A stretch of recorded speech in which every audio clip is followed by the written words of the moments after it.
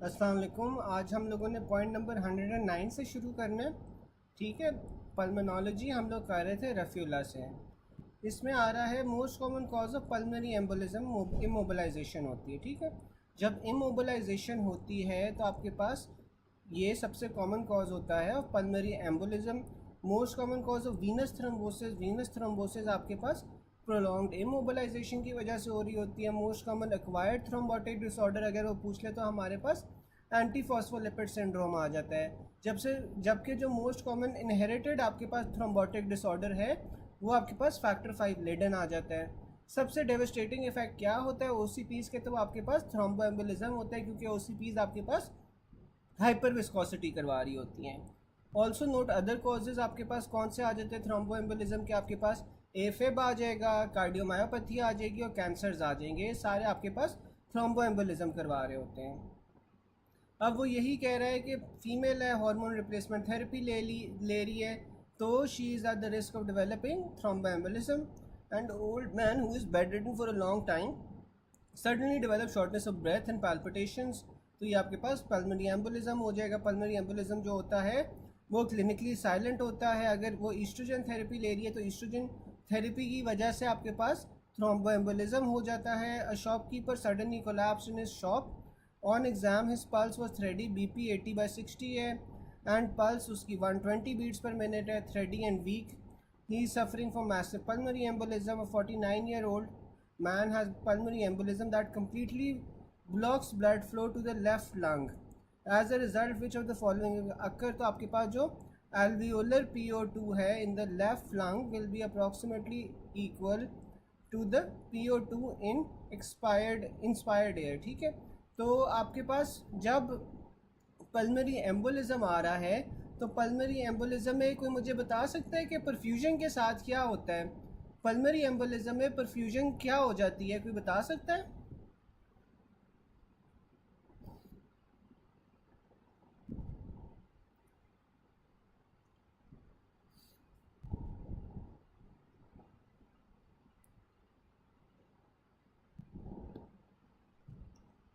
और कोई बता सकता है कि पल्मोनरी एम्बोलिज्म में एफ्यूजन को क्या होता है, परफ्यूजन को, सॉरी।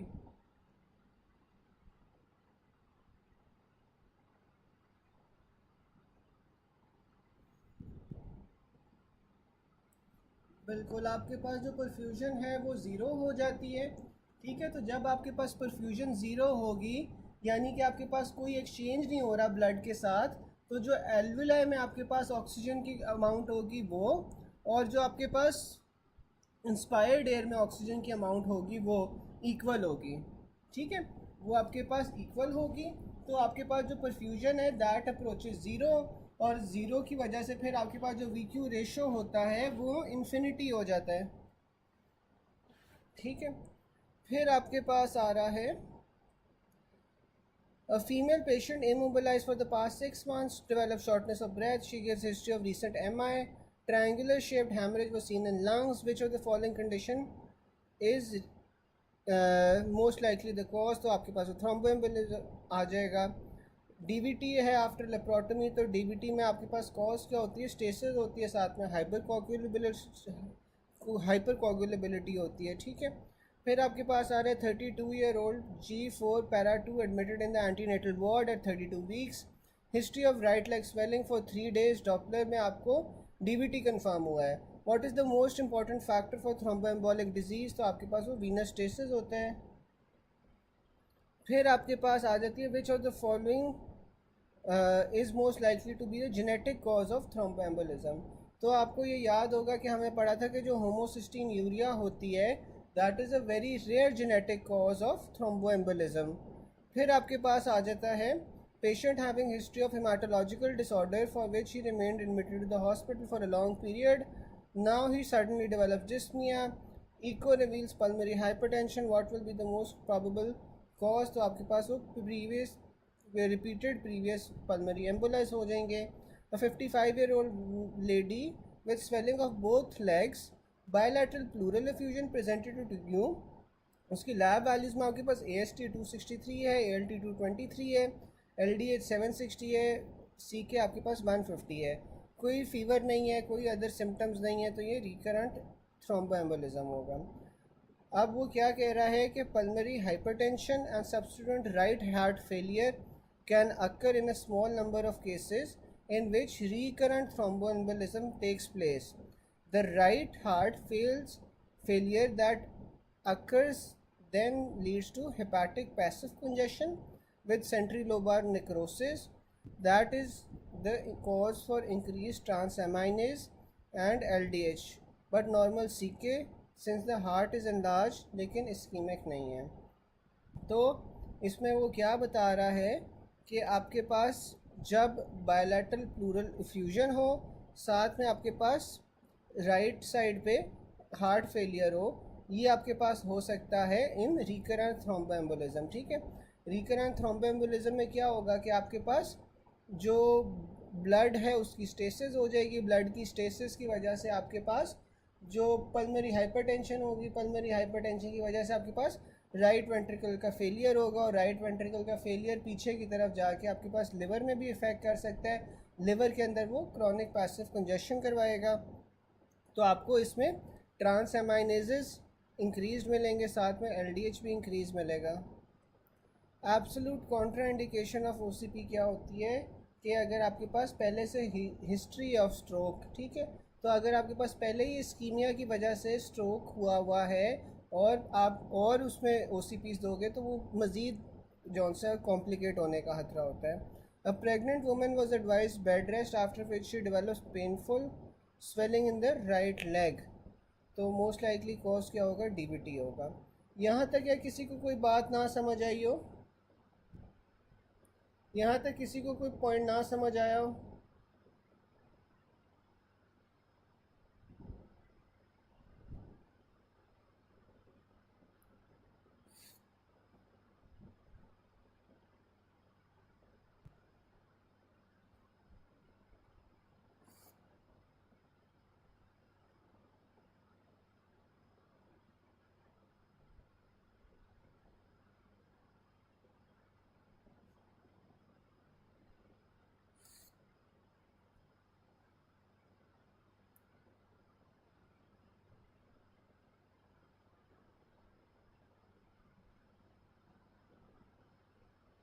ठीक है, फिर आपके पास आ जाता है जोन 1 या एपेक्स ऑफ लंग। जो आपके पास जोन 1 या एपेक्स ऑफ लंग है, यहाँ पे क्या हो रहा होता है कि यहाँ पे आपके पास वेंटिलेशन कम होती है, ठीक है, लेकिन जो परफ्यूजन है वो उससे भी ज़्यादा कम होती है, ब्लड फ्लो उससे भी ज़्यादा कम होता है। ठीक है, तो आपके पास जो वी क्यू रेशो है, वी क्यू रेशो एपेक्स के ऊपर आपके पास इंक्रीज होती है, क्योंकि वेंटिलेशन कम है लेकिन ब्लड फ्लो उससे भी ज़्यादा कम है, तो वेंटिलेशन परफ्यूजन रेशो इंक्रीज़ हो रही है। एज अ रिज़ल्ट आपके पास जो PO2 होता है वो हाई होता है, जबकि आपके पास जो PCO2 है वो आपके पास लो होता है एट द एपेक्स। ठीक है, यहाँ पे आपके पास क्या होगा कि PO2 हायर होगा और PCO2 लो होगा एट द एपेक्स। फिर आपके पास जोन 3 या बेस ऑफ लंग्स आ जाती हैं।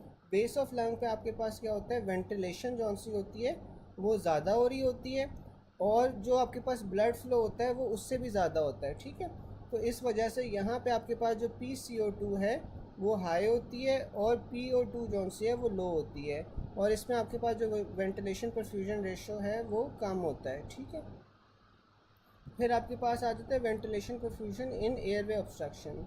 अगर आपके पास एयरवे ब्लॉक्ड है तो वेंटिलेशन आपके पास ज़ीरो होगी, and if blood flow is normal तो आपके पास ये जो वेंटिलेशन परफ्यूजन रेशो है वो ज़ीरो हो जाता है, जिससे आप शंट भी कहते हैं।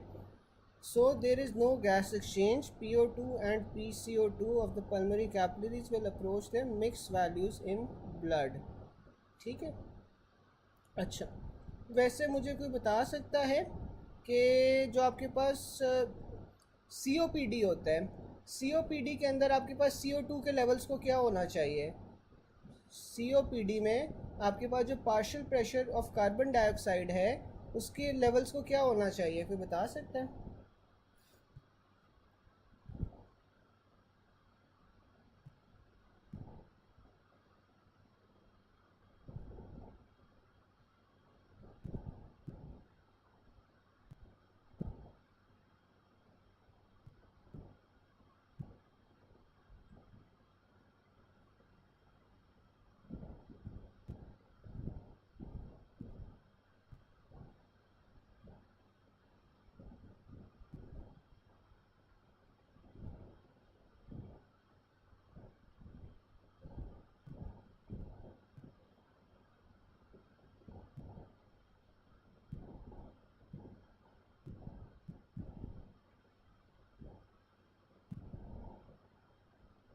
तो मुझे बता सकते हैं COPD के अंदर आपके पास कार्बन डाइऑक्साइड के पार्ट बिल्कुल इंक्रीज़ होना चाहिए। और जो आपके पास रिस्ट्रिक्टिव लंग डिजीज़ेज़ होती हैं, रिस्ट्रिक्टिव लंग डिजीज़ेज़ के अंदर आपके पास CO2 के लेवल्स को क्या होता है?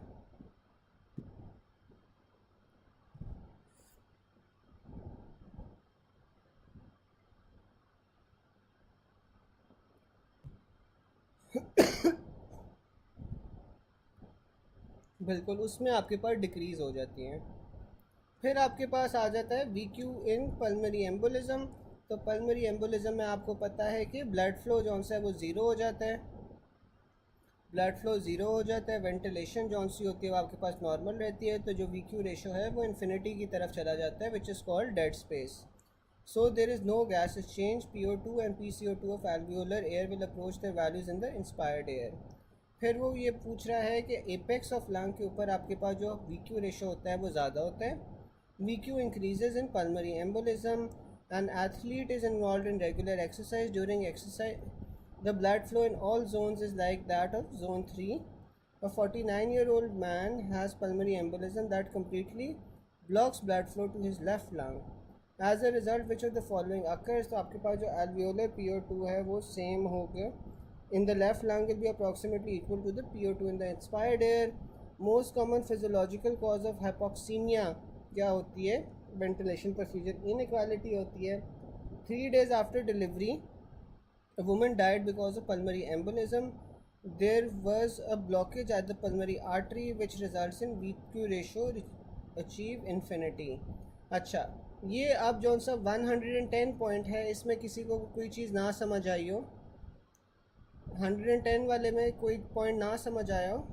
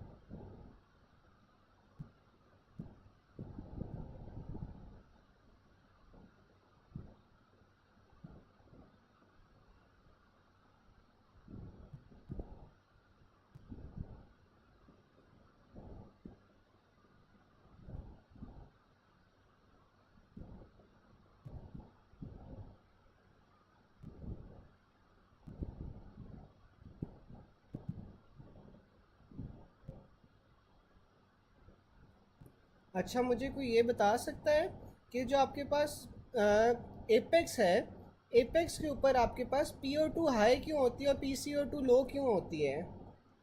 कोई मुझे बता सकता है कि एपेक्स के ऊपर आपके पास PO2 हाई क्यों होती है और PCO2 लो क्यों होती है?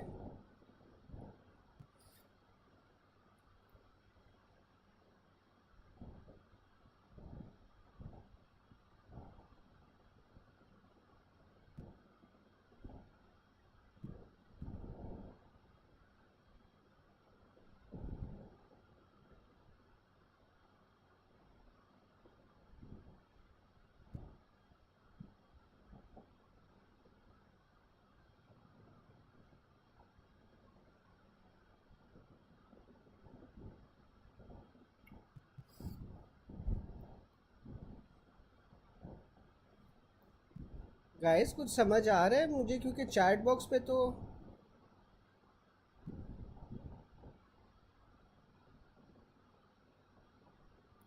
अच्छा, अब जो आपके पास एपेक्स होता है ना, बिल्कुल, क्योंकि आपके पास जौन सी होती है वेंटिलेशन कम लो हो रही होती है as compare to blood flow. तो आपके पास वेंटिलेशन ज़्यादा होती है ना, तो इस वजह से आपके पास ऑक्सीजन जौन सी है वो हाई होती है। जबकि क्योंकि आपके पास जो ब्लड फ्लो है, ब्लड ने जो है वही CO2 लेके आना है ना, जो पूरी बॉडी से लेके आ रहा है, तो ब्लड फ्लो तो कम है, इस वजह से आपके पास फिर CO2 कम होगी और साथ में ऑक्सीजन ज़्यादा होगी। ठीक है, फिर आपके पास आ रहे हैं most common cause of Venus thrombosis. आपके पास DVT क्यों होती है? प्रोलॉन्ग्ड इमोबिलाइजेशन की वजह से। Pulmonary embolism occurs mostly by DVT। Most common site of thrombi of pulmonary embolism आपके पास कौन से होते हैं? Femoral vein. Most common site of thromboembolism आपके पास क्या आ जाती है? Popliteal. In DVT the emboli first gets lodge into which of the following, तो आपके पास वो पल्मोनरी आर्टरी के अंदर लॉज होगी। A man presents with headache, furuncle on tip of nose, high fever with redness and swelling of eye, increase ICP, तो आपके पास ये क्या है? Cavernous sinus thrombosis है। 50-year-old man who has previous history of diabetic retinopathy and MI presented with chest pain. Coronary occlusion हो रही है, क्यों हो रही है? क्योंकि thrombosis हो रहे हैं। Regarding superficial venous thrombosis which is true, तो आपके पास जो superficial venous thrombosis है वो ज़्यादातर saphenous venous system में होती है।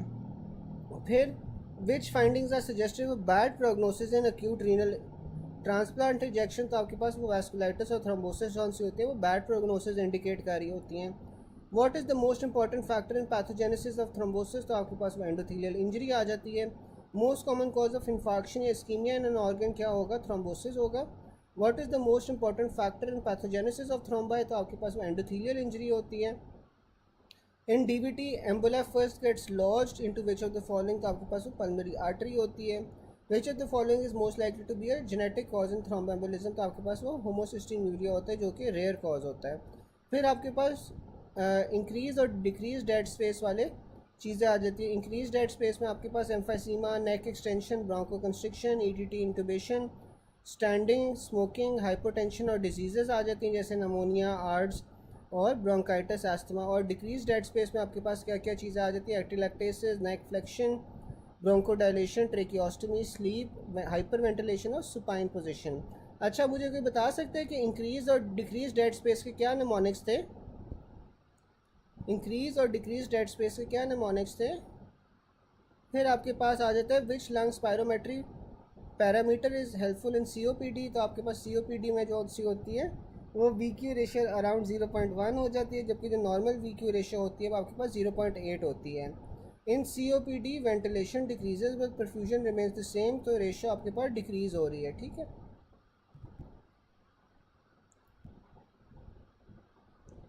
बिल्कुल। जो इंक्रीज डेड स्पेस का था, इंक्रीज डेड स्पेस का आपके पास क्या था? इंक्रीज का था बेंज हाइपोटेंसिव डिजीज़ और डिक्रीज का बैंड TSH। ठीक है, फिर आपके पास आ रही है कि ventilation perfusion ratio decreases in pulmonary oedema, तो पल्मरी एडीमा के अंदर आपके पास जो वेंटिलेशन परफ्यूजन रेशो होगी वो डिक्रीज़ हो जाएगी। Physiological shunt will be present when VQ ratio is 0। Increase ventilation perfusion ratio आपके पास कहाँ पे होती है? डेड स्पेस में। Physiological dead space decreases in which of the following, तो आपके पास एटीलैक्टेसिस के अंदर आपके पास डेड स्पेस जो सी होती है वो डिक्रीज़ हो रही होती है। In which of the following conditions are the dead space remain unchanged, तो शैलो ब्रीदिंग के अंदर आपके पास जो डेड स्पेस होती है वो अनचेंज रह रही होती है। Which of the following will help in diagnosis of COPD, तो COPD के अंदर आपके पास जो वेंटिलेशन परफ्यूजन रेशियो है वो 0.1 होती है, ये नॉर्मल से कम हो जाती है। अगर लेस देन 0.1 होगा तो आपने उसे प्रेफर करना है। Physiological dead space is increase in hypotension, which of the following is important regarding dead space, और डेड स्पेस के अंदर ये एनाटॉमिकल डेड स्पेस की बात हो रही है। जो एनाटॉमिकल डेड स्पेस है इसमें आपके पास कंडीशनिंग हो रही होती है इनहेल्ड एयर की। यहाँ तक किसी को कोई बात ना समझ आई हो?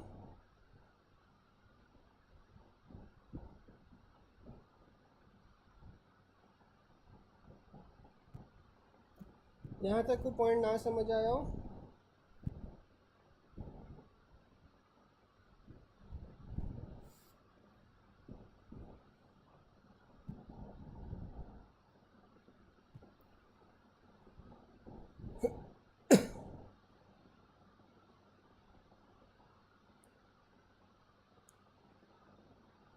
डेड स्पेस का कॉन्सेप्ट समझा दो। चलिए डेड स्पेस का कॉन्सेप्ट समझ लेते हैं। अब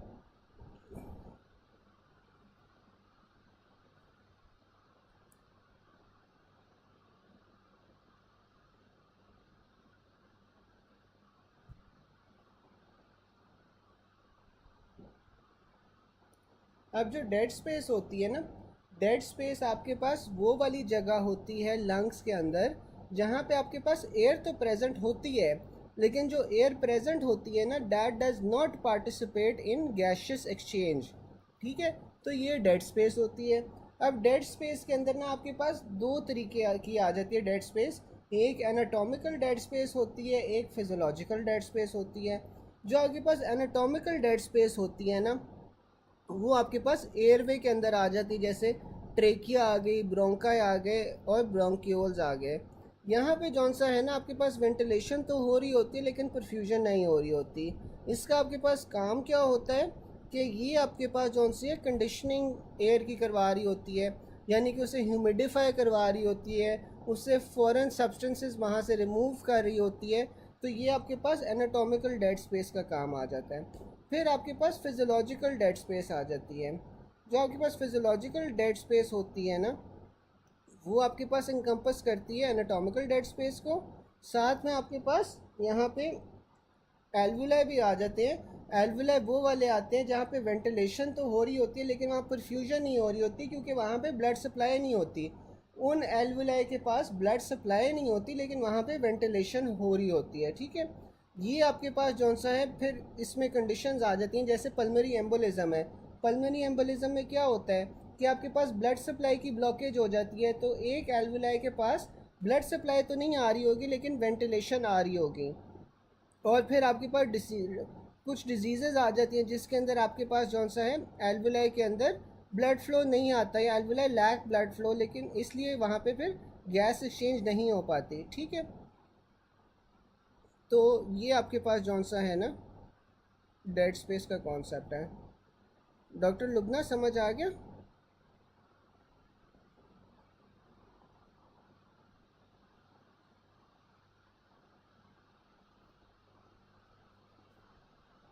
फिर आपके पास आता है gas having maximum diffusion capacity in body fluids. तो मैक्सिमम डिफ्यूजन कैपेसिटी आपके पास CO2 की होती है। Which of the following has the maximum diffusion capacity through pulmonary membranes and tissue. तो आपके पास वो CO2 की मैक्सिमम डिफ्यूजन होती है, जबकि जो मैक्सिमम अफिनिटी होती है वो कार्बन मोनोक्साइड की होती है। Glucose transport through placenta. आपके पास प्लेसेंटा के अंदर ग्लूकोज की कैसे ट्रांसपोर्ट हो रही होती है? फैसिलिटेटेड डिफ्यूजन से। टॉट हीमोग्लोबिन या टी स्टेट हीमोग्लोबिन के आपके पास ऑक्सीजन के साथ अफिनिटी जौन सी होती है वो कम होती है। फिर आपके पास एक्सोडेटिव और ट्रांसोडेटिव एफ्यूजन्स आ जाती हैं। अब जो ट्रांसोडेटिव एफ्यूजन्स होंगी, इसमें आपके पास ज़्यादातर हार्ट कंडीशंस आ जाती हैं। इसमें आपके पास निमोनिक उसने दिया हुआ है, some persistent people can cause nausea. इसमें सुपीरियर वीना केवा सिंड्रोम है, पेरिटोनियल डायलिसिस है, पल्मरी एम्बोलिज्म है, कंजेस्टिव हार्ट फेलियर है, सिरोसिस और नेफ्रोटिक सिंड्रोम है। इसके अंदर आपके पास एडिमा तो होता है लेकिन साइंस ऑफ इन्फेक्शन नहीं होते, ब्लॉकेज की वजह से हो रहा होता है। जबकि जो आपके पास एक्सोडेटिव एफ्यूजन है, एक्सोडेटिव एफ्यूजन का निमोनिक उसने पिक्चर मैप दिया हुआ है। इसमें आपके पास पैरानिमोनिक एफ्यूजन आ जाती हैं जिसमें आपके पास बैक्टीरियल निमोनिया होगा। फिर इन्फेक्शन आ जाती हैं जैसे वायरल, बैक्टीरियल, फंगल आ जाती हैं, कैंसर आ जाता है, कोई ट्रॉमा होगा, यूरीमिया होगा, rickettsia, oesophageal perforation, Meigs syndrome. Meigs syndrome में आपके पास असाइटीज़ होती है, हाइड्रोथोरिक्स होता है, साथ में ओवेरियन ट्यूमर होता है। फिर आपके पास एस्बेस्टोस आ जाती है और पैंक्रियाटिक डिजीज़ आ जाती है जिसमें आपको elevated pleural fluid amylase levels मिलते हैं। ठीक है, तो जो आपके पास एक्सोडेटिव एफ्यूजन्स हैं उसका निमोनिक आपके पास पिक्चर मैप है, जबकि जो ट्रांसोडेटिव है उसका निमोनिक है some persistent people can cause nausea. फिर आपके पास आ जाता है patient known case of congestive heart failure with pleural effusion, how will you say that the fluid is transudative. तो ट्रांसोडेटिव फ्लूइड के अंदर आपके पास लो स्पेसिफिक ग्रेविटी होती है और साथ में आपके पास लो प्रोटीन कंटेंट होता है। ठीक है, जबकि आपके पास जो एक्सोडेटिव है, एक्सोडेटिव के अंदर आपके पास प्रोटीन कंटेंट भी ज़्यादा होगा और साथ में स्पेसिफिक ग्रेविटी भी उसकी ज़्यादा होगी। An 80-year-old male cardiac patient having shortness of breath and progressively dyspnea, orthopnea and presented with pleural effusion for which TAP was done. Which factor is suggested for transudate, तो transudate में आपके पास लो cell count होता है।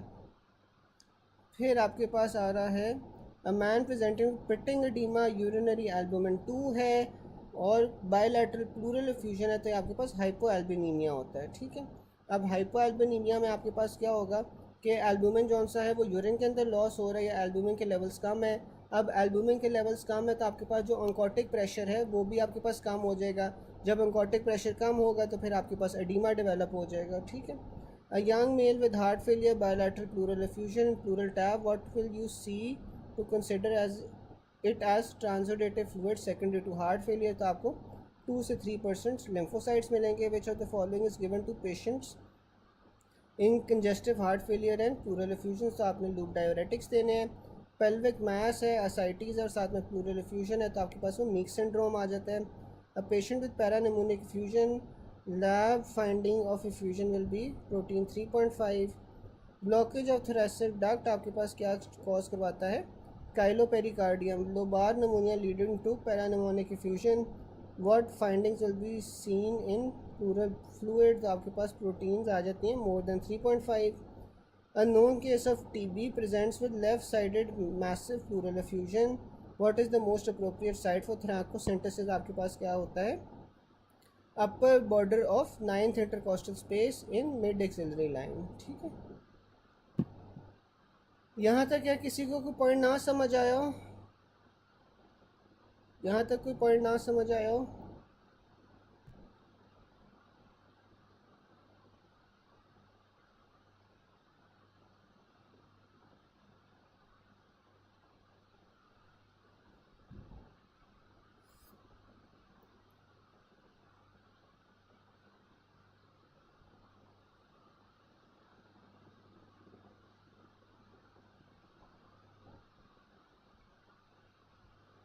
अच्छा, ये जो आखिरी वाला पॉइंट है इसमें upper border of 9th intercostal space होना चाहिए, lower border of 9th intercostal space होना चाहिए?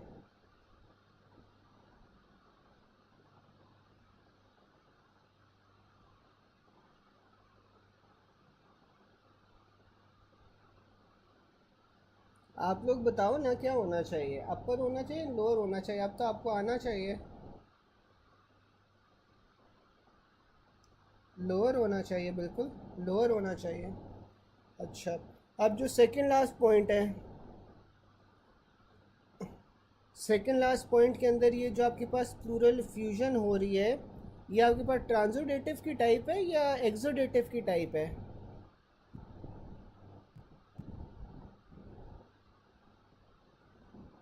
ये आपके पास जो सेकंड लास्ट पॉइंट है इसमें आपके पास ये एक्सोडेटिव की टाइप है, ट्रांसोडेटिव की टाइप है?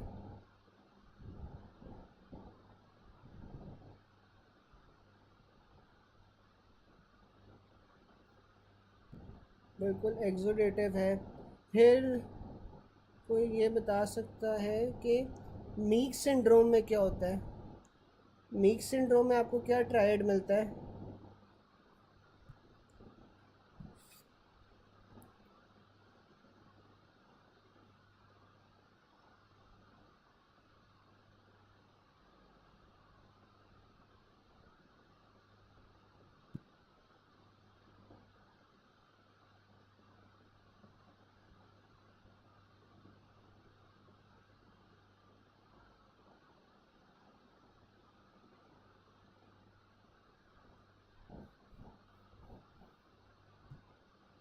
बिल्कुल, एसाइटीज, ओवेरियन मास और हाइड्रोथोरैक्स। फिर आपके पास आ जाते हैं फंक्शनल रेजिडुअल कैपेसिटी क्या होती है? Volume of air in lungs at the end of tidal expiration. तो अब ये उसने लंग वॉल्यूम्स और कैपेसिटीज़ बताया हुआ है। अब आप जौन सा है वॉल्यूम एक या उस दो वॉल्यूम्स या उससे ज़्यादा वॉल्यूम्स को ऐड करते हो तो फिर आपके पास वो कैपेसिटी बन जाती है। अब जो टाइडल वॉल्यूम होता है वो क्या होता है? The volume of air inspired और expired with each normal breath. ठीक है, तो टाइडल वॉल्यूम में क्या होता है?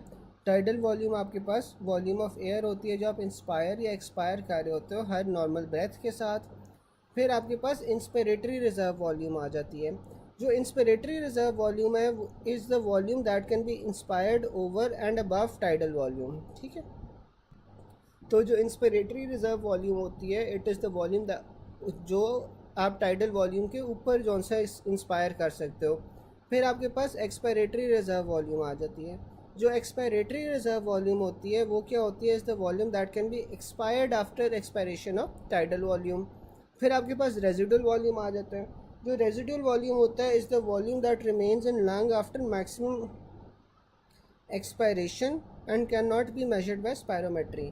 तो आपके पास जो रेजिडुअल वॉल्यूम होती है वो आपके पास वो वॉल्यूम होती है जो लंग में रह जाती है आफ्टर मैक्सिमम एक्सपायरेशन, और ये स्पायरोमेट्री से मेजर नहीं हो सकती। फिर आपके पास लंग कैपेसिटीज़ आ जाती हैं। जो इंस्पिरेटरी कैपेसिटी होगी उसमें आपने टाइडल वॉल्यूम और इंस्पिरेटरी रिजर्व वॉल्यूम को ऐड कर देना है। तो ये क्या होगी? The total amount of air that can be drawn into the lungs after normal expiration. फिर आपके पास फंक्शनल रेजिडुअल वॉल्यूम कैपेसिटी आ गई।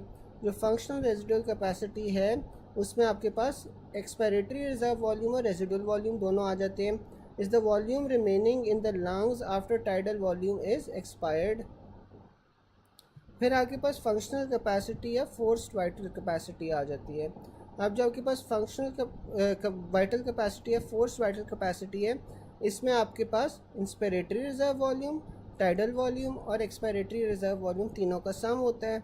Is the volume of air that can be forcibly expired after maximum inspiration.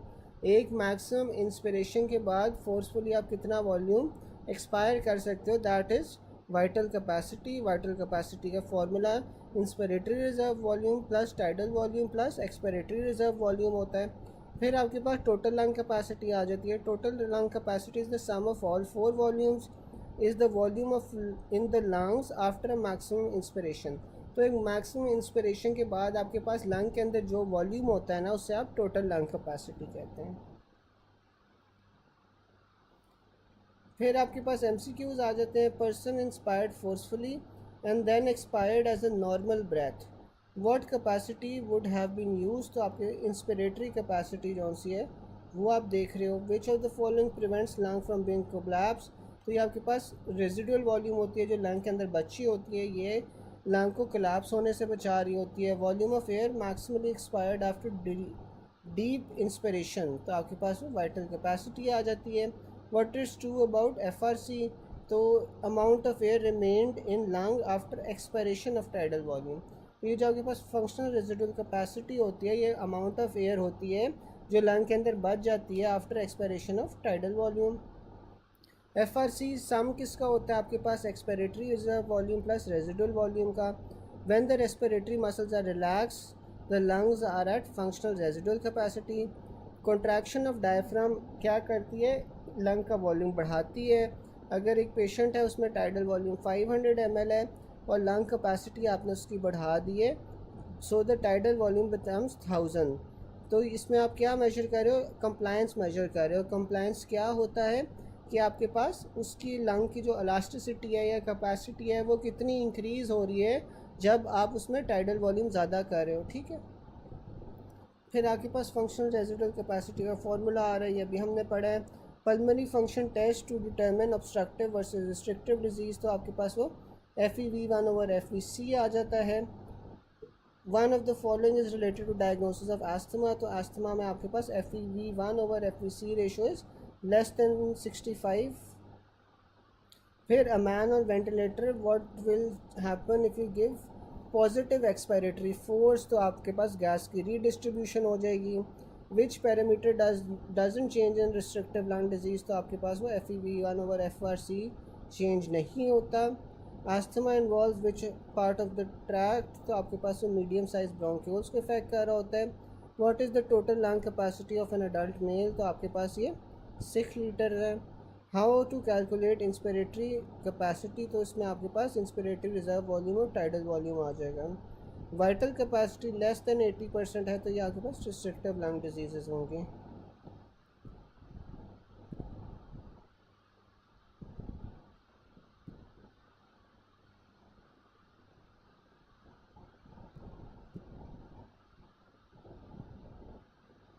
यहाँ तक किसी को बात ना समझ आई हो?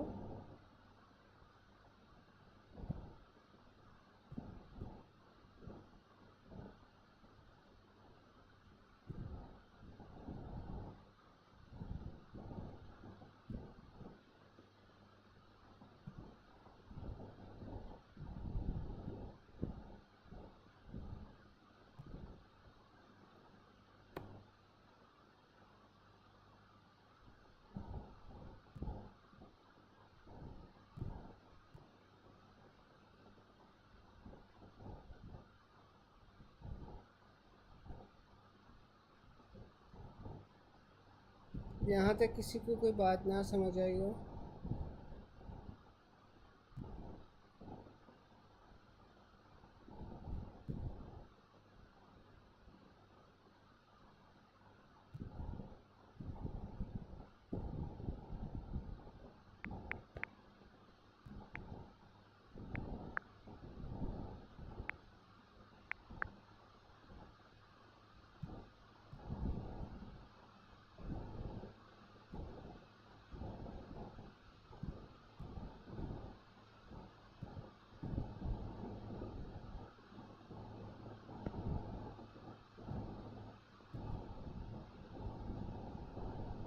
अच्छा डॉक्टर शाकिर, अब आप ये देखें कि ये जो सा है ना डायग्राम मैं एक दिखा रहा हूँ, लेकिन ये डायग्राम पूरी तरह नज़र नहीं आ रही। एक सेकेंड,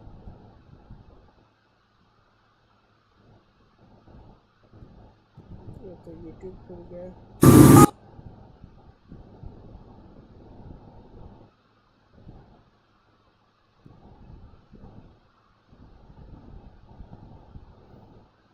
अच्छा अब ये देखें, ये आपके पास ना पाउच ऑफ डगलस है। अब ये जो पाउच ऑफ डगलस होता है ना, इसके अंदर क्या इसकी सिग्निफिकेंस होती है? एक तो ये जो पाउच ऑफ डगलस है, ये आपके पास प्रेजेंट कहाँ पे होता है? इससे आप रेक्टो यूट्राइन पाउच भी कहते हैं, ठीक है। और ये आपके पास प्रेजेंट कहाँ पे होता है? रेक्टम और यूट्रस के दरमियान में प्रेजेंट होता है, ठीक है। रेक्टम और यूट्रस के दरमियान में आपके पास ये प्रेजेंट होता है, जो रेक्टो यूट्राइन पाउच होता है, इसे पाउच ऑफ डगलस भी कहते हैं। अच्छा अब इसकी सिग्निफिकेंस क्या होती है? इसकी सिग्निफिकेंस ये होती है कि ये सबसे डिपेंडेंट पार्ट होता है इन सिटिंग और स्टैंडिंग पोजीशन फीमेल्स के अंदर, ठीक है। अब ये होगा फीमेल्स में, मेल्स में तो क्योंकि यूट्रस नहीं होता ना, ये रेक्टम और यूट्रस के दरमियान में होता है, तो ये आपके पास फीमेल्स में होता है। अच्छा अब इसकी सिग्निफिकेंस क्या होती है कि सबसे डिपेंडेंट पार्ट होता है।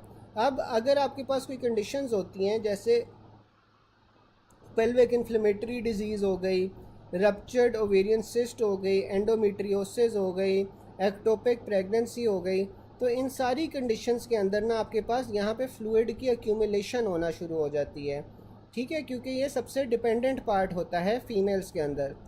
तो यहाँ पे आपके पास नॉर्मली फ्लूइड प्रेजेंट हो जाता है अगर ये आपके पास यहाँ पे कोई इस तरह की कंडीशन होगी, ठीक है।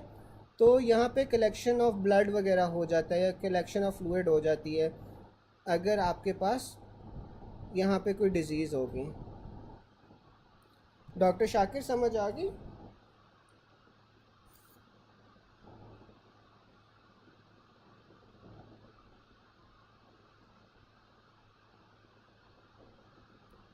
फिर आपके पास आ जाते हैं अगला पॉइंट कि नियोनेटल रेस्पिरेटरी डिस्ट्रेस सिंड्रोम आपके पास क्यों होता है। तो जो नियोनेटल रेस्पिरेटरी डिस्ट्रेस सिंड्रोम होता है वो आपके पास सर्फेक्टेंट के कमी की वजह से होता है, लैक ऑफ सर्फेक्टेंट की वजह से आपके पास नियोनेटल डिस्ट्रेस सिंड्रोम होता है, रेस्पिरेटरी डिस्ट्रेस सिंड्रोम होता है। सर्फेक्टेंट जो सा होता है, surfactant is synthesised by type 2 alveolar cells and consist primarily of dipalmitoyl phosphatidyl choline. तो आपके पास जो सर्फेक्टेंट है वो टाइप 2 एल्वियोलर सेल से बन रहा होता है, जिसके अंदर आपके पास डायपाल्मिटॉयल फॉस्फेटिडाइल कोलिन आ जाता है। लाइंस द एल्वुलाई, और ये एल्वुलाई को ड्राई रखते हैं, ठीक है। अब अगर आपके पास एल्वुलाई को ये ड्राई नहीं रख पाएंगे तो फिर आपके पास क्या होगा, कोई बता सकता है? अगर सर्फेक्टेंट की कमी हो जाएगी, एल्वुलाई ड्राई नहीं होंगे, तो फिर क्या होगा?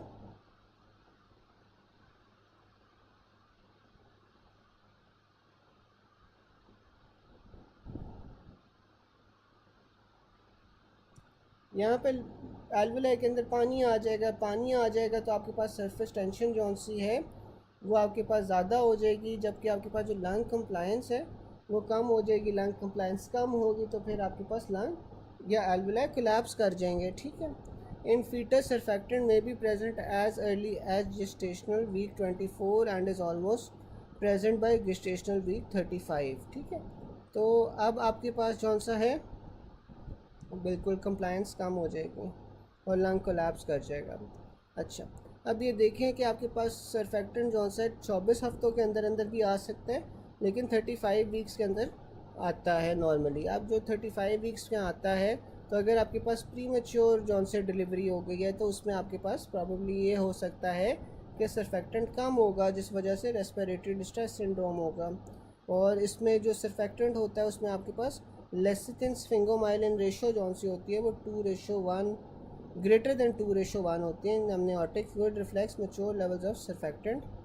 नियोनेटल रेस्पिरेटरी डिस्ट्रेस सिंड्रोम में क्या हो रहा है, सर्फेक्टेंट कम हो रहा है जिस वजह से कंप्लायंस डिक्रीज़ हो रही है और लंग्स जो से होते हैं they are become difficult to inflate.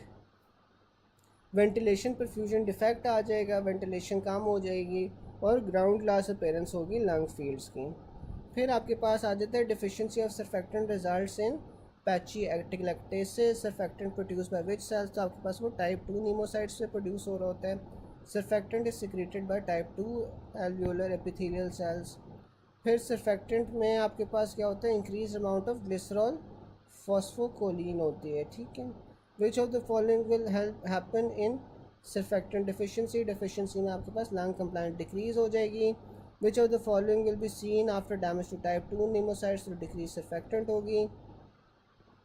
फिर dipalmitoyl phosphatidyl Colin plus carbohydrate plus protein, आपके पास ये कंटेंट्स होते हैं सर्फेक्टेंट के।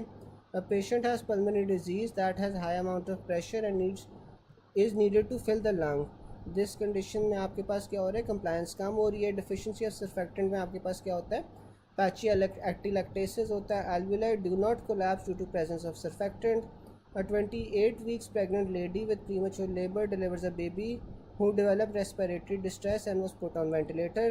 A day later chest X-ray में आपको diffuse pulmonary opacities मिली हैं।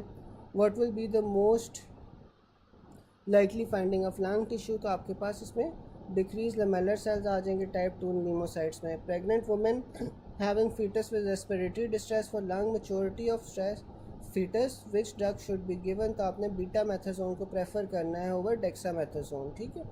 यहाँ तक किसी को कोई क्वेश्चन हो, यहाँ तक कोई चीज़ ना समझ आई हो?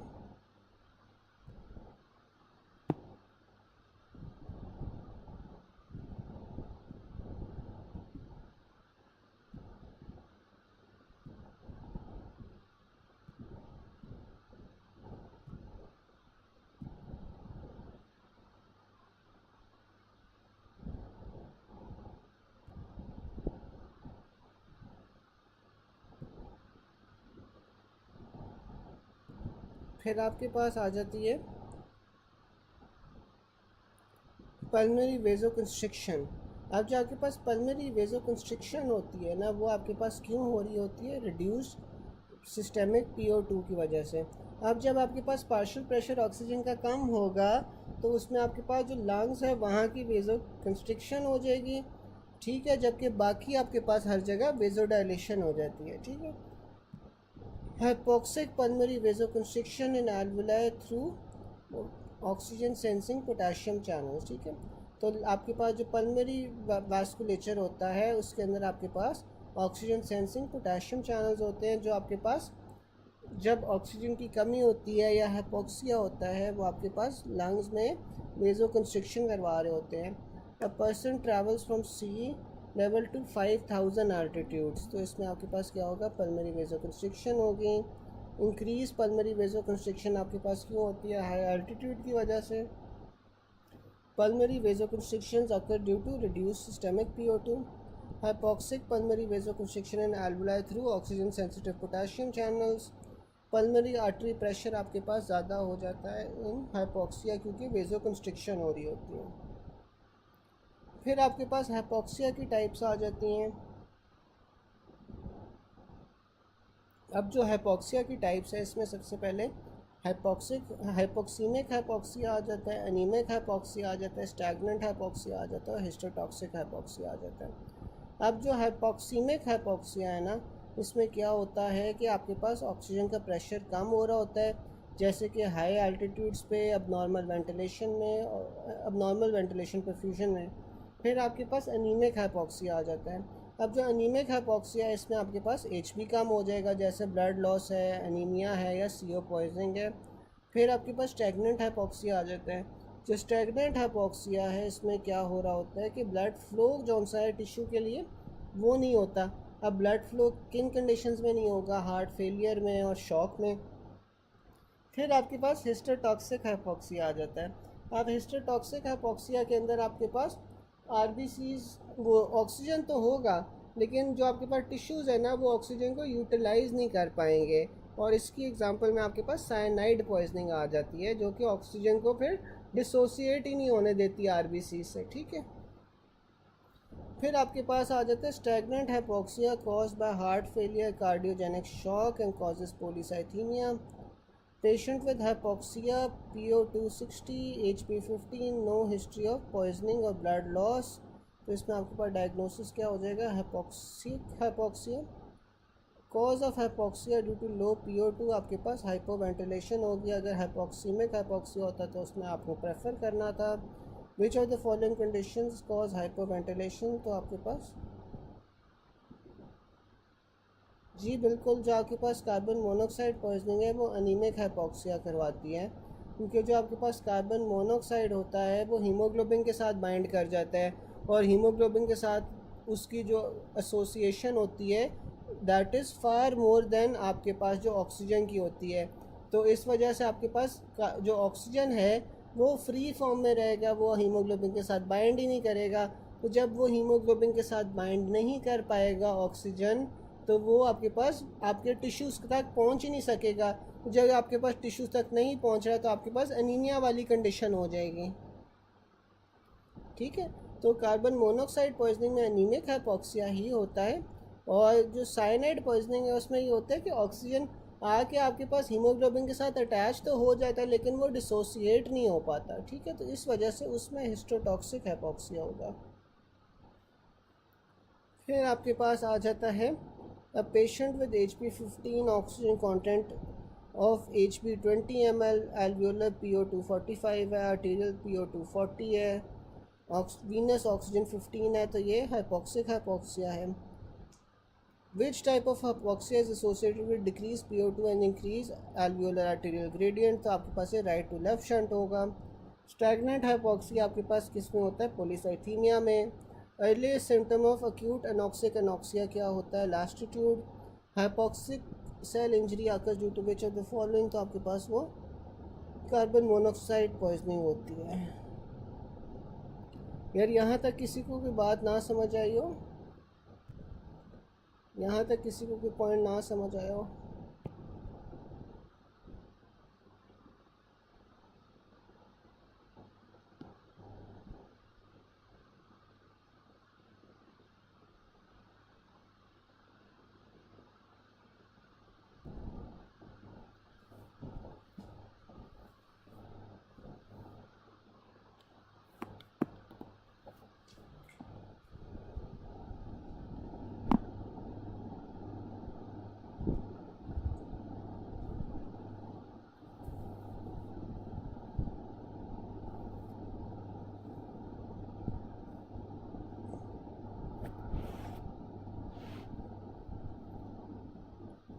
चलें फिर हम आगे चलते हैं। अगला पॉइंट है 120, soldier coming down from height having peripheral cyanosis and breathlessness.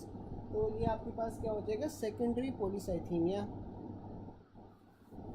जो आपके पास पॉलीसाइथीमिया रूब्रो वेरा होता है, इसमें आपके पास जो एरिथ्रोपोइटिन होते हैं उसका लेवल कम हो रहा होता है, क्योंकि आपके पास जो डिफेक्ट है वो बोन मैरो के अंदर होता है, हाइपर सेलुलर बोन मैरो होता है। तो इसमें नेगेटिव फीडबैक से जो एरिथ्रोपोइटिन है वो कम हो जाएगा। जबकि आपके पास जो सेकेंडरी पॉलीसाइथीमिया होता है, सेकेंडरी पॉलीसाइथीमिया के अंदर आपके पास एरिथ्रोपोइटिन के लेवल ज़्यादा होते हैं। इसमें क्या हो रहा होता है? हाइपोक्सिया हो रहा होता है। हाइपोक्सिया किन किन वजह से हो रहा होता है? आपके पास कार्डियक डिजीज़ की वजह से, पल्मोनरी डिजीज़ की वजह से, हाई एल्टीट्यूड की वजह से, या carboxy haemoglobin, smoking, kidney disease, इनमें आपके पास ये सारी चीज़ें होती हैं। साथ में एरिथ्रोपोइटिन सिक्रीटिंग ट्यूमर्स हो सकते हैं, अब नॉर्मल हीमोग्लोबिन हो सकती हैं, और डायरेटिक्स का एक्सेसिव यूज़ हो सकता है। तो इन सारी कंडीशंस के अंदर आपके पास एरिथ्रोपोइटिन जो सा होता है वो ज़्यादा रिलीज़ हो रहा है, और एरिथ्रोपोइटिन के ज़्यादा रिलीज़ होने की वजह से आपके पास फिर आरबीसी ज़्यादा बन रहे हैं, जिस वजह से सेकेंडरी पॉलीसाइथीमिया होगा। फिर रिलेटिव या फिर अपेरेंट पॉलीसाइथीमिया आ जाता है। अब जो रिलेटिव या अपेरेंट पॉलीसाइथीमिया होता है, इसमें ये आपके पास स्ट्रेस इंड्यूस्ड होता है, बर्न्स की वजह से, डिहाइड्रेशन की वजह से होता है। इसमें जो रेड सेल वॉल्यूम है वो आपके पास नॉर्मल होता है, but as a result of decrease plasma volume there is relative polycythaemia. ठीक है, अब यहाँ पे आपके पास क्या है कि रेड सेल वॉल्यूम कौन सा है वो नॉर्मल है, लेकिन क्योंकि आपके पास प्लाज्मा वॉल्यूम कम हो रहा है तो इस वजह से आपके पास रिलेटिव पॉलीसाइथीमिया होगा। More common in PV and occurs in middle-aged men, particularly in smokers who are obese and hypertensive। ठीक है, फिर आपके पास सिनेरियो आ रहा है polycythaemia with facial congestion and splenomegaly. इसमें आपके पास क्या डायग्नोसिस होगी कि इंक्रीज RBC मास है, paraneoplastic syndrome associated with renal cell carcinoma, तो ये आपके पास पॉलीसाइथीमिया होता है। High altitude in polycythaemia what changes are present, तो आपके पास ये रेड सेल मास जो सा होता है वो इंक्रीज़ हो रहा होता है पॉलीसाइथीमिया में। इन पॉलीसाइथीमिया आपके पास रूब्रा वेरा जो सा होता है उसमें हाइपरसेलुलर बोन मैरो होता है। A patient with polycythaemia vera the blood levels of which of these is expected to be normal, तो आपके पास जो लिम्फोसाइट्स होते हैं उनका ब्लड लेवल नॉर्मल होता है क्योंकि वो आपके पास लिम्फॉइड लीनिएज से आ रहे होते हैं।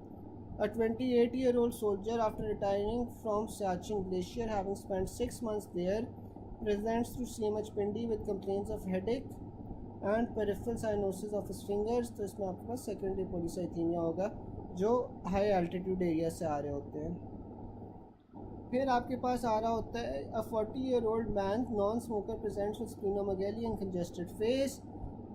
The feature which best supports the diagnosis of polycythaemia क्या होता है, increase red cell mass. Scenario of an old person presented with weakness and lethargy, blood shows increase RBCs, WBCs and platelet count. Bone marrow में आपको hyperplasia मिल रहा है, तो ये आपके पास क्या डायग्नोसिस होगा, माइलोप्रोलिफरेटिव डिसऑर्डर होगा, क्योंकि ये आपके पास जो माइलोसाइट से ओरिजिनेट करते हैं सेल्स वो इंक्रीज़ हो रहे हैं। अ 50-year-old man having aching pain in right flank and hematuria, blood urea, nitrogen, serum electrolytes and RFTs normal हैं, एज भी उसका ज़्यादा है, कैल्शियम 11 है। On imaging there is a mass in the right flank, तो ये आपके पास रीनल सेल कार्सिनोमा आ जाएगा। एरिथ्रोपोएटिन कौन सा होता है वो सेकेंडरी पॉलीसाइथीमिया में रेज्ड होता है, जबकि जो पॉलीसाइथीमिया वेरा होता है उसमें आपके पास एरिथ्रोपोएटिन कम होता है। ठीक है,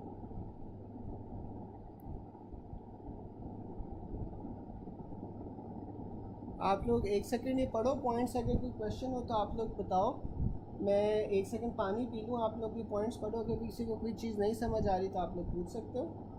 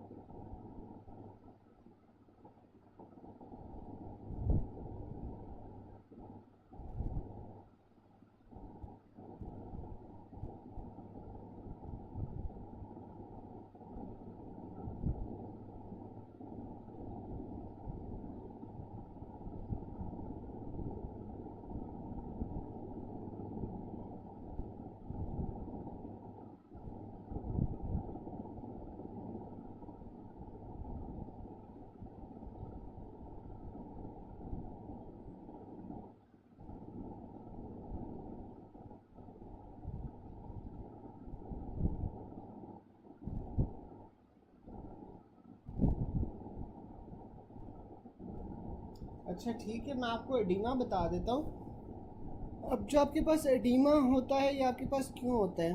एडीमा आपके पास तब होता है जब आपके पास एक्सेसिव फ्लूइड की एक्यूमुलेशन होना शुरू हो जाती है, तो तब आपके पास एडीमा होता है। ठीक है, लिम्फेटिक कॉजेज़ में आपके पास क्या होगा? जब आपके पास लिम्फेटिक सिस्टम जो सा है वो ब्लॉक हो जाएगा। अब जब आप लिम्फेटिक सिस्टम का क्या काम होता है? जो आपके पास इंटरस्टिशियल फ्लूइड होता है ना, जो इंटरस्टिशियल फ्लूइड में एक्सेस आपके पास फ्लूइड होता है, उसको उसकी ड्रेनेज आपके पास ये लिम्फेटिक्स करवा रही होती है। लिम्फेटिक्स ये आपके पास वेन्स के अंदर इसे ड्रेन करवा रही होती हैं। ठीक है, लिम्फेटिक्स का क्या काम होता है कि देखो आपके पास एक कंपार्टमेंट होता है जिसे आप इंट्रासेलुलर कंपार्टमेंट कहते हैं, इंट्रावैस्कुलर कंपार्टमेंट, चलो इस तरह कह लेते हैं। एक आपके पास जौन से वेसल्स होती हैं, वेसल्स के अंदर ब्लड होता है। दूसरा आपके पास जौन सा होता है सेल्स के अंदर ब्लड होता है। बीच में आपके पास जौन से ना वो इंटरस्टिशियम होता है या इंटरस्टिशियल फ्लूइड होता है। अब वेसल से ब्लड आपके पास लीक आउट होता है। वेसल से आपके पास जो ब्लड लीक आउट हो रहा है, जो वापस अंदर नहीं जा रहा, जो इंटरस्टिशियल स्पेस के अंदर है, उसकी जो आपके पास ड्रेनेज होती है वो लिम्फेटिक्स करवाते हैं। वहाँ से आपके पास जो सारा फ्लूइड है वो लिम्फेटिक्स में जाएगा और लिम्फेटिक्स ने इसे वीनस सिस्टम के अंदर दोबारा डाल देना ताकि वो दोबारा से वेसल्स के अंदर आ जाए। ठीक है, अब अगर आपके पास लिम्फेटिक ब्लॉकेज हो जाती है तो ये जो आपके पास इंटरस्टिशियल स्पेस है, यहाँ पे आपके पास फ्लूइड की एक्यूमुलेशन होना शुरू हो जाती है, जिस वजह से एडीमा होता है। फिर आप जैसे कार्डियक इश्यूज़ कह रहे हो, अब कार्डियक इश्यूज़ में क्या होता है? जैसे हार्ट फेलियर हो गया, हार्ट फेलियर में जो हार्ट है वो पंप नहीं कर पाता। जब हार्ट ब्लड को पंप नहीं कर पाएगा तो आपके पास पीछे जो लंग्स हैं, लंग्स के अंदर फ्लूइड की एक्यूमुलेशन हो जाएगी। लंग्स के अंदर फ्लूइड की एक्यूमुलेशन होगी तो उसे आप क्या कहते हो? पल्मोनरी हाइपरटेंशन कहते हो। अब वहाँ से आपके पास ये राइट साइड ऑफ हार्ट में भी चला जाएगा, जिस वजह से आपके पास राइट साइड के अंदर एक्यूमुलेशन होना शुरू हो जाएगी ब्लड की, और वहाँ पे आप उसे क्या कहोगे? Right sided congestive heart failure. वहाँ से वो जैसे बता रहा था कि वहाँ से लिवर के अंदर भी सारा फ्लूइड एक्यूमुलेट हो सकता है पीछे की तरफ, क्योंकि हार्ट के अंदर कहाँ से आ रहा होता है? इंफीरियर वीना केवा वगैरह से आ रहा होता है। अब इंफीरियर वीना केवा के अंदर भी फ्लूइड की एक्यूमुलेशन हो जाएगी तो वहाँ पे इवेंचुअली लिवर का आपके पास कंजेशन होना शुरू हो जाएगी और एडीमा डेवलप हो जाएगा। फिर आपके पास रीनल कॉजेज़ में क्या होता है? अब जो रीनल कॉजेज़ हैं इसमें इसने क्या करना होता है? इसने जौन से फिल्ट्रेशन करवानी होती है। ठीक है, अब नेफ्रोटिक सिंड्रोम में क्या होता है? नेफ्रोटिक सिंड्रोम में आपके पास एक्सेसिव प्रोटीन लॉस हो रहा होता है। जब आपके पास एक्सेसिव प्रोटीन लॉस हो रहा होगा तो आपके पास जो क्या नाम है ऑन्कोटिक प्रेशर है, ऑन्कोटिक प्रेशर आपके पास कम हो जाएगा जब प्रोटीन लॉस होगा। ऑन्कोटिक प्रेशर का क्या काम था? या वो प्रोटीन से एक्सर्ट हो रहा होता था, as a sponge proteins act कर रही होती थी और सारा का सारा फ्लूइड जो से वो वेसल्स के अंदर रख रही होती थी। तो अब आपके पास प्रोटीन्स कम हो जाएंगी तो आपके पास फिर क्या होगा? जैसे नेफ्रोटिक में होता है तो आपके पास इंटरस्टिशियम के अंदर जो सा है वो फ्लूइड की एक्यूमुलेशन होना शुरू हो जाएगी। उसके अलावा फिर आपके पास अक्यूट और क्रॉनिक किडनी डिजीज़ आती हैं। अक्यूट और क्रॉनिक किडनी डिजीज़ में आपके पास क्या हो रहा होता है कि आपके पास जो कैपेबिलिटी होती है टू रीअब्जॉर्ब या सिक्रीट, वो आपके पास इम्पेयर हो जाती है, जिस वजह से आपके पास जौन सी फ्लूइड रिटेंशन होना शुरू हो जाती है। एडीमा बेसिकली आपके पास होगा कब? जब भी आपके पास जौन सा है वो इंटरस्टिशियल फ्लूइड के अंदर, इंटरस्टिशियम में आपके पास फ्लूइड एक्यूमुलेट होना शुरू हो जाएगा। डॉक्टर लुबना समझ आ गई?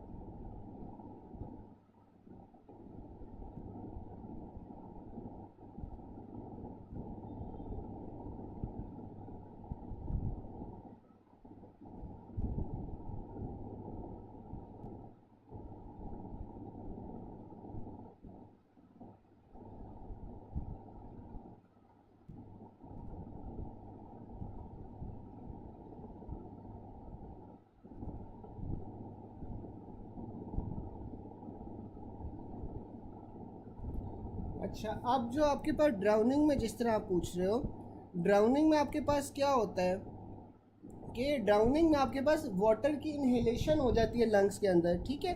अब जब लंग्स के अंदर आपके पास पानी चला जाएगा तो फिर आपके पास क्या होगा, जो बैलेंस है, जो आपके पास एयर एक्सचेंज है एल्वुलाई में और कैपिलरी में, वो डिस्टर्ब हो जाएगा क्योंकि एल्वुलाई के अंदर अब पानी चला गया, ठीक है। और क्योंकि आपके पास ये फ्लूइड जौन सा है वो लीक कर रहा है from the capillaries into the alveoli, तो इस वजह से आपके पास में पल्मोनरी एडिमा हो जाएगा, ठीक है।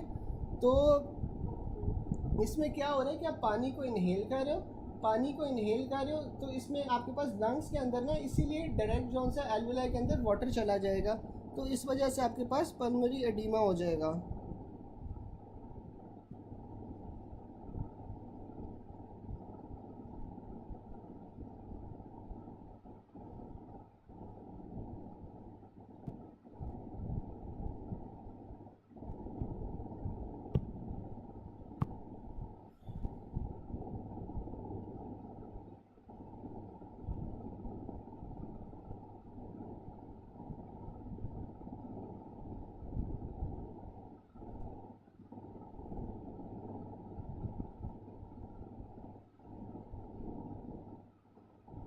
अच्छा, अब जो आपके पास हाई अल्टीट्यूड पल्मोनरी एडिमा है ना, इसमें क्या होता है कि जब कोई इंडिविजुअल एकदम से असेंड कर जाता है to a high altitude very quickly, ठीक है, विदाउट वो जौन सा है एक्लेमेटाइज हुए, तो तब आपके पास ये हाई अल्टीट्यूड पल्मोनरी एडिमा होता है। अब ये जो हाई अल्टीट्यूड पल्मोनरी एडिमा होता है ना, इसमें तकरीबन 24 आवर्स लगते हैं, ठीक है। 24 आवर्स आप याद रख लो कि 24 आवर्स लगते हैं, ठीक है। इसमें आपके पास शॉर्टनेस ऑफ ब्रेथ होगी इनिशियली, क्योंकि आपके पास जो ऊपर है ऑक्सीजन के लेवल्स आपके पास कम होते हैं, तो आप ब्रेथलेस होना शुरू हो जाओगे ताकि ज़्यादा से ज़्यादा ऑक्सीजन जो है आपको मिल सके, ठीक है। और ये माइल्ड डिस्पनिया की तरफ प्रोग्रेस कर सकता है, चेस्ट टाइटनेस होगी, ठीक है। तो ये आपके पास सारी चीज़ें होती हैं जो हाई अल्टीट्यूड पल्मोनरी एडिमा है उसमें।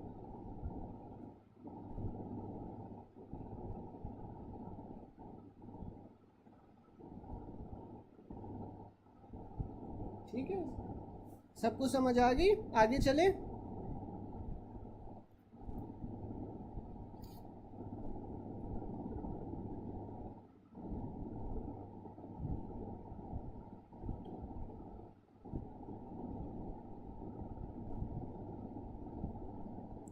अच्छा,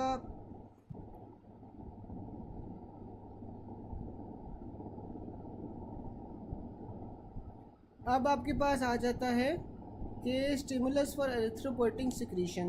तो एरिथ्रोपोइटिन सिक्रीशन जो सी होती है ना, वो हाइपोक्सिया की वजह से होती है। जब आपके पास किडनीज डिटेक्ट करेंगी कि आपके पास ऑक्सीजन जो सा होता है वो कम है, तो आपके पास ये एरिथ्रोपोइटिन की सिक्रीशन करेंगी।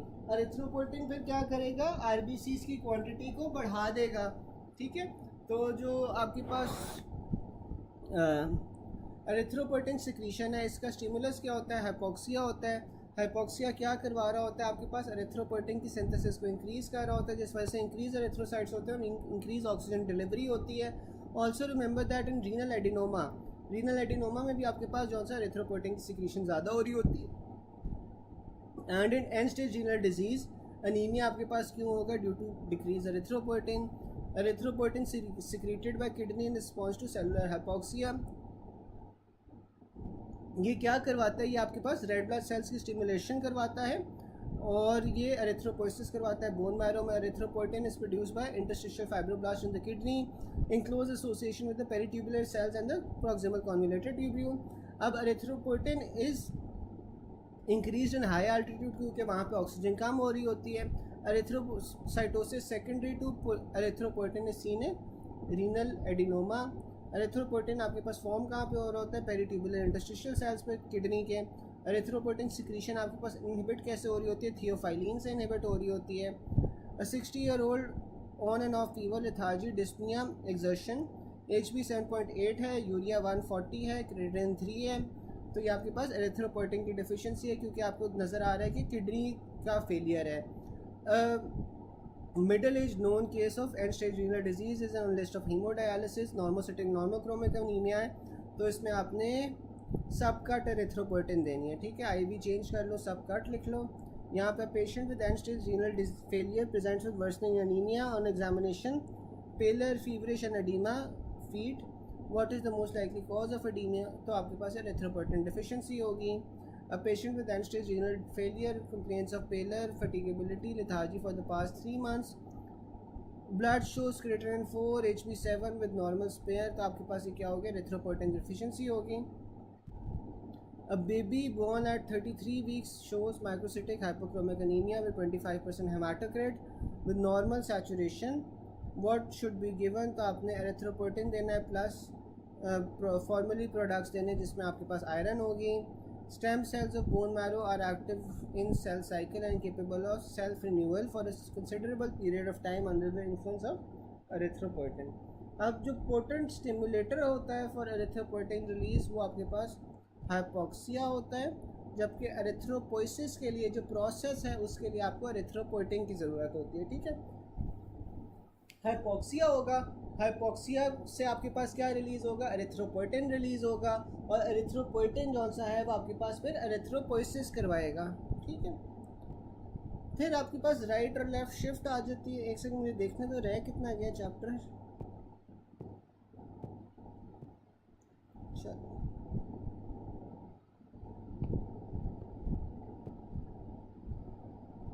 अच्छा। अब आपके पास जो सा है ना राइट और लेफ़्ट शिफ्ट आ जाती है।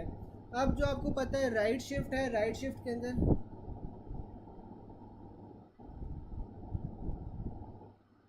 चलो 850 तक पढ़ा दूंगा, 850 तक पढ़ा दूंगा। 850 तक ना हम कोशिश करते हैं कि ये वाला चैप्टर ख़त्म कर लें, ठीक है, फिर आगे ना फिर हम शुरू कर लेंगे। अच्छा, अब आपके पास जो सा है ना पहले राइट शिफ्ट आ जाती है। अब जो राइट शिफ्ट है उसमें आपके पास क्या होता है, हर चीज़ रेज्ड होती है, ठीक है। तो इसमें आपके पास रेज्ड ऑक्सीजन डिलीवरी होगी, रेज्ड हाइड्रोजन होगा, रेज CO2 होगा। अगर रेज CO2 और रेज हाइड्रोजन है तो इसमें pH कम हो जाएगी। 2,3 DPG भी रेज्ड होगा, रेज टेम्परेचर होगा। जबकि आपके पास जो लेफ़्ट शिफ्ट है, लेफ़्ट शिफ्ट के अंदर आपके पास सारा कुछ लो होगा। इसमें आपके पास लो ऑक्सीजन डिलीवरी होती है और साथ में लो हाइड्रोजन होगा, लो CO2 होगा। अगर लो CO2 होगा तो pH इंक्रीज़ होगी, लो 2,3 DPG होगा, लो टेम्परेचर होगा। साथ में आपके पास HBF आ जाता है और कार्बन मोनोऑक्साइड पॉइजनिंग आ जाती है। अच्छा, अब मुझे ये कोई बता सकता है कि जो एक्सट्रीम लेफ़्ट शिफ्ट है वो आपके पास HBF से हो रही होती है, कार्बन मोनोऑक्साइड पॉइजनिंग से हो रही होती है, एक्सट्रीम लेफ़्ट शिफ्ट?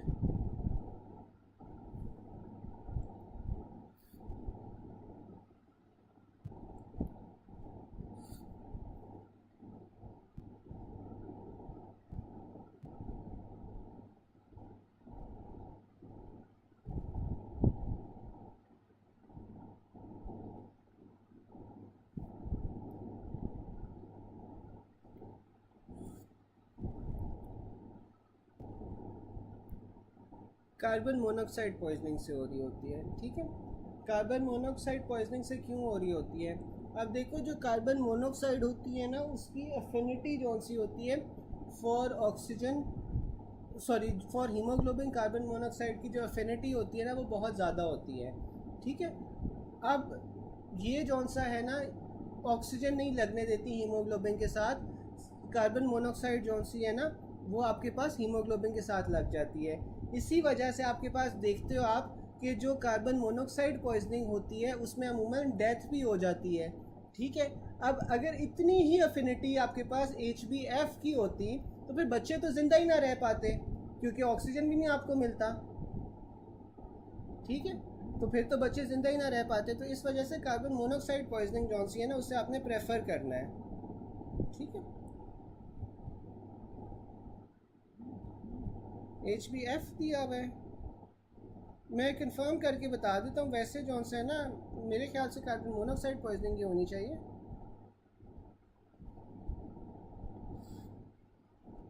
लेकिन मैं चलो कंफर्म करके बता देता हूँ। फिर आपके पास आता है कि 2,3 DPG का, it is present in RBCs, और जो 2,3 DPG होता है ना ये आपके पास,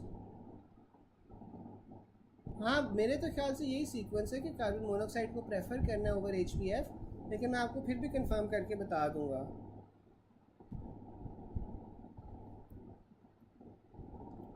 तो इट प्रेजेंट्स इन RBC, ये आपके पास जो 2,3-DPG होता है, ये आपके पास जौन सा होता है, ये आपके पास इन्हांस करता है the ability of RBC to release oxygen near the tissue that needed. ठीक है, तो इसलिए आपके पास जो 2,3-DPG होता है वो आपके पास ज़्यादा होता है, तो आपके पास राइट शिफ्ट होती है। It interacts with B chains of haemoglobin and decreases the affinity of oxygen and promotes the release of it. फिर आपके पास आता है कि as fetal haemoglobin has no beta chains, so increase the affinity of oxygen, thus oxygen affinity for fetus is higher than that of adult, this results in movement of oxygen from mother to fetus. ठीक है, अब आपके पास आता है, हाँ मुझे भी यही लगता है कि कार्बन मोनोऑक्साइड की ज़्यादा होती है, लेकिन वो कोई कह रहा था कि शायद एराटा के अंदर कौन सा है, हाँ एराटा के अंदर वो कोई कह रहा है कि चेंज हुआ हुआ है कि HBF है, तो इसलिए मैं कह रहा था कि कंफर्म कर देता हूँ। मुझे भी यही लगता है कि CO कार्बन मोनोऑक्साइड की ज़्यादा होनी चाहिए, क्योंकि देखो इसी वजह से तो फिर कार्बन मोनोऑक्साइड में डेथ वगैरह भी हो जाती है, क्योंकि वो सारा का सारा जौन सा है वो बाइंड कर लेता है टू हीमोग्लोबिन। ठीक है, तो फिर उसने यार ये लिखा हुआ है कि HBF में आपके पास जौन सा होता है वो अल्फ़ा 2 और गामा 2 जौन सी होती हैं वो चेंज होती हैं। इसमें जो बीटा चेन्स हैं वो आपके पास रिप्लेस हो जाती हैं विद गामा चेन्स। अच्छा, अब ये देखो ना, जो लोग कह रहे हैं कि आपके पास HBF होना चाहिए, अब HBF में देखो आपके पास क्या है, 2 अल्फ़ा चेन्स हैं और 2 गामा चेन्स हैं। अब लेट्स सपोज कि इसकी एफिनिटी ज़्यादा है to oxygen than carbon monoxide. ठीक है, अब आपको पता है कि कार्बन मोनोऑक्साइड पॉइजनिंग में क्या होता है, साइनोसिस हो जाता है और डेथ हो जाती है, बंदा सर्वाइव ही नहीं कर पाता, क्योंकि सारा का सारा जो ऑक्सीजन है वो लगता ही नहीं है। अब लेट्स सपोज कि अब आपके पास HBF आ गया है, अब HBF ने कार्बन मोनोऑक्साइड से भी ज़्यादा लेफ़्ट शिफ्ट करवा दिया है, तो फिर बच्चे को ऑक्सीजन मिल पाएगा? बच्चे को ऑक्सीजन ही नहीं मिलेगा, बच्चे को ऑक्सीजन ही नहीं मिलेगा ना फिर, क्योंकि अगर वो एक्सट्रीम लेफ्ट शिफ्ट हो गया है तो बच्चे को ऑक्सीजन नहीं मिलेगा, बच्चा तो मर जाएगा। ठीक है, तो इसलिए कार्बन मोनोऑक्साइड ज़्यादा होना चाहिए, कार्बन मोनोऑक्साइड को आपको प्रेफर करना चाहिए। फिर आपके पास HBF में वही बता रहा है कि 2 अल्फ़ा और 2 गामा, वो 2 अल्फ़ा और 2 गामा चेन्स होती हैं, due to which increase affinity for oxygen, so lower oxygen delivery. फिर आपके पास कार्बन मोनोऑक्साइड आ जाती है, the affinity of haemoglobin for carbon monoxide is 200 times its affinity for oxygen. When carbon monoxide binds with Hb, the affinity of remaining sites of oxygen causing an extreme shift of curve to the left. ठीक है, फिर आपके पास आ जाता है कि during exercise the tissue produce more CO2 which decreases the tissue pH and through the Bohr effect stimulates the oxygen delivery to the exercising muscle. फिर आपके पास जो HbO2 डिसोसिएशन कर्व होता है वो लेफ़्ट की तरफ शिफ्ट हो रहा है, तो आपके पास pH इंक्रीज है। Which of the following will shift the haemoglobin oxygen dissociation curve to the right, तो आपके पास वो डिक्रीज pH होती है। Right shift of oxygen dissociation curve आपके पास इंक्रीज टेम्परेचर से हो रहा होता है। Which of the following there is right shift of curve, तो आपके पास वो एसिडोसिस में आपके पास राइट शिफ्ट ऑफ कर्व होगी। Compared to adult hemoglobin, fetal hemoglobin is different in lower affinity for 2,3-bisphosphoglycerate। फिर ना उसने बताया हुआ है डिसफॉस्फोग्लिसरेट का, ठीक है, जो कि प्रोडक्ट है of glycolysis. There are 2 types of diphosphoglycerate, एक आपके पास 1,3-डिसफॉस्फोग्लिसरेट है, दूसरा आपके पास 2,3-डिसफॉस्फोग्लिसरेट है। अब जो 1,3-डिसफॉस्फोग्लिसरेट है वो आपके पास इंटरमीडिएट प्रोडक्ट होता है ग्लाइकोलिसिस का, जबकि जो आपके पास 2,3-डिसफॉस्फोग्लिसरेट है वो आपके पास ऑक्सीजन हीमोग्लोबिन डिसोसिएशन कर्व के साथ एसोसिएटेड होता है। फिर आपके पास आ जाता है right haemoglobin dissociation curves occurs due to decrease in pH, oxygen haemoglobin curve shift to right क्योंकि acidosis. What causes the shift of oxygen dissociation curve to extreme left, तो आपके पास वो कार्बन मोनोऑक्साइड पॉइजनिंग आ जाता है। Right shift of haemoglobin dissociation curves आकर in decrease of pH. ठीक है, फिर आपके पास आ जाता है in right shift of oxygen dissociation curve आपके पास P50 की क्या वैल्यू होगी, 35 होगी। नॉर्मल जो P50 की वैल्यू होती है वो 26.7 होती है, जिसपे 50% जो हीमोग्लोबिन होता है वो सैचुरेटेड होता है with oxygen. HB infinity is irreversibly related to P50, ठीक है। जितना आपके पास ज़्यादा P50 होगा उतनी हीमोग्लोबिन की एफिनिटी आपके पास कम हो जाएगी और उतना ज़्यादा ईजिली जो सा है वो ऑक्सीजन डिसोसिएट कर पाएगा। Meaning shift to right, sorry meaning shift to left में आपके पास क्या होगा कि हाई ऑक्सीजन एफिनिटी होगी तो P50 आपके पास कम होगा। राइट के अंदर आपके पास लो ऑक्सीजन एफिनिटी होगी तो P50 हाई होगा। फिर वो बता रहा है shift of oxygen curve to left due to hypercapnia is called Haldane effect, जबकि राइट की तरफ आपके पास बोहर इफेक्ट होता है। Regarding pulmonary parameters what happens to them in pregnancy, तो प्रेगनेंसी में आपके पास लो PCO2 होता है, ठीक है। प्रेगनेंसी के अंदर आपके पास लो PCO2 होता है। फिर फिज़िकल अडाप्टेशंस उसने बताई हुई है प्रेगनेंसी में कि आपके पास कार्डिक आउटपुट ज़्यादा होता है, प्री लोड ज़्यादा होता है जबकि आफ्टर लोड कम होता है। हार्ट रेट जौन सा है वो इंक्रीज़ कर रहा है और प्लेसेंटा और यूट्रस की परफ्यूजन ज़्यादा होती है। फिर आपके पास अनीमिया होता है प्रेगनेंसी में, इसमें आपके पास जो प्लाज्मा है वो ज़्यादा बढ़ रहा है as compare to RBCs। Hypercoagulable state होती है, ठीक है। और रेस्पिरेटरी पैरामीटर्स में क्या होता है कि मिनट वेंटिलेशन इंक्रीज़ हो रही होती है, टाइडल वॉल्यूम भी इंक्रीज़ हो रही होती है, total lung capacity slightly decrease और CO2 आपके पास स्लाइटली डिक्रीज होती है। फिर आपके पास आ जाता है during pregnancy dyspnoea due to progesterone, आपके पास क्या होगा, मिनट वेंटिलेशन इसमें इंक्रीज़ कर जाएगी। In the last trimester of pregnancy which of the following occurs, तो इसमें आपके पास टोटल लंग कैपेसिटी डिक्रीज़ हो जाएगी। In late phase of pregnancy respiratory parameters become, तो रेस्पिरेटरी पैरामीटर्स में क्या होता है कि डिक्रीज CO2 है। A scenario of pregnancy in which HB in first trimester was 11.5 but at term becomes 9.5, तो ये आपके पास फिजियोलॉजिकल चेंज है। फिर a pregnant lady develops pain after few hours of delivery, ECG में आपको S1Q3T3 अपीयरेंस मिल रही है, तो इसमें आपने सबसे अप्रोप्रिएट टेस्ट क्या होगा, गैलियम स्कैन होगा। A pregnant woman presented with hypertension, drug of choice कौन सी होती है, उसमें labetalol is greater than methyl dopa. Pregnancy induced hypertension में labetalol is greater than methyl dopa. Pre eclampsia में आपके पास IV hydralazine is greater than labetalol, और एक्लेम्सिया के अंदर आपके पास मैग्नीशियम सल्फेट आ जाती है। फिर a 30-year-old who is pregnant for the third trimester dies in the third trimester in the roadside accident, तो ये आपके पास 42th डेथ होती है। A pregnant female suddenly faints and was taken to ER. Doctor advised to position her in the left lateral and not in the right lateral position ताकि inferior vena cava का compression ना हो पाए। फिर आ रहा है female in her second trimester pregnancy presents with BP 160 by 110, तो उसने आपने अल्फ़ा मिथाइल डोपा शुरू कर देनी है। Early detection of pregnancy best diagnose after 10 days of contraception by serum beta HCG। फिर आपके पास ना oxygen delivery to tissues is decrease by carbon monoxide poisoning. अब आपके पास साइनाइड और कार्बन मोनोऑक्साइड पॉइजनिंग, सबसे पहले तो ये बताएं ना कि ये जो आपके पास S1 Q, ये एक सेकेंड, ये कौन सा क्वेश्चन था। अच्छा मुझे ये बताओ कि जो S1Q3T3 ECG पे नज़र आ रहा है किस चीज़ का सिनेरियो है, ये आपके पास किस चीज़ का सिनेरियो होगा।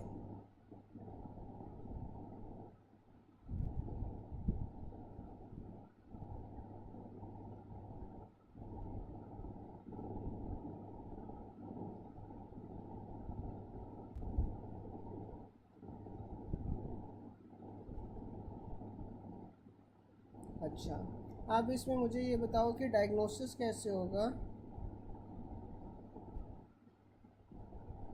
डायग्नोसिस इसका कैसे होगा।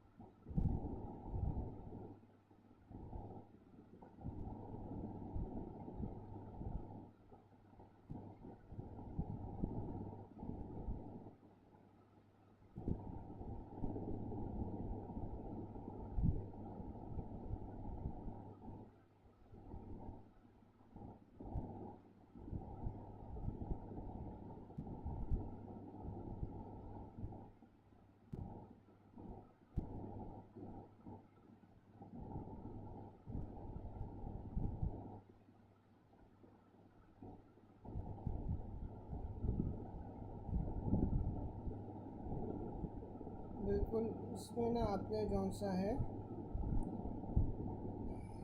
गैलियम स्कैन ग्रेटर होगा देन सीटी एंजियोग्राम जी। इसमें ना आपने ये जैसे डॉक्टर कॉकअप कह रही है ना, इसमें आपने गैलियम स्कैन को प्रेफर करना होगा सीटी एंजियोग्राम, ठीक है।